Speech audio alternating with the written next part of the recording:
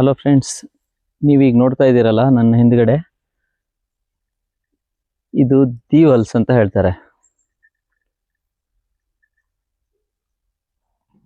ಹೇಗಿದೆ ನೋಡಿ ಮರ.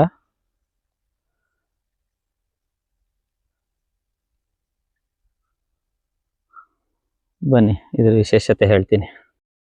ಫ್ರೆಂಡ್ಸ್, ಈ ದೀವಲ್ಸ್ ಬಗ್ಗೆ ಹೇಳ್ತಾ ಇದ್ದೀನಲ್ಲ, ಒಂದು ಮರ ನಿಮಗೆ 2,000 ಕಾಯಿ ಕೊಡುತ್ತೆ ಅಂತಂದ್ರೆ, ಯಾವುದೇ ಒಬ್ಬ ರೈತ ತನ್ನ ಮನೆ ಹಿಂದ್ಗಡೆ ಈ ಥರದ್ದು ಒಂದು ಮರನ, ಒಂದು ಅಥವಾ 2 ಮರಗಳನ್ನ ಹಾಕ್ಕೊಂಡ್ರು ಕೂಡ ನೀವು ಯೋಚನೆ ಮಾಡಿ, ಒಂದು ಕಾಯಿ 50 ರೂಪಾಯಿದಂಗೆ ಆರಾಮಾಗಿ ಸೇಲ್ ಆಗುತ್ತೆ. ಅದು 50 ರೂಪಾಯಿ ಸೇಲ್ ಆಗುತ್ತೆ ಅಂತಂದ್ರೆ, ಈ ದೀವಲ್ಸು ಒಂದು ಮರದಿಂದ 2,000 ಕಾಯಿ ಬಿಡುತ್ತೆ ಅಂತಂದ್ರೆ ಕನಿಷ್ಠ 1 ಲಕ್ಷ ರೂಪಾಯಿ ಆಯ್ತು.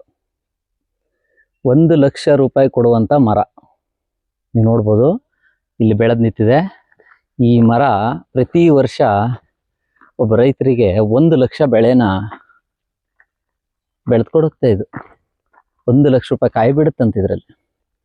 ಆ ರೈತರು ಹೇಳ್ತಾರೆ, ಈ 1 ಲಕ್ಷ ರೂಪಾಯಿ ನಮ್ಮ ಇಡೀ ಮನೆ ಖರ್ಚು ವೆಚ್ಚ ಇದರಲ್ಲೇ ಹೋಗುತ್ತೆ. ಈ ರೀತಿಯಾದಂಥ ಇನ್ನೂ 4 ಮರ ಇದ್ಬಿಟ್ರೆ ನಮ್ಮ ಲೈಫೇ ಸೆಟ್ಲು ಅಂತ ಹೇಳ್ತಾರೆ.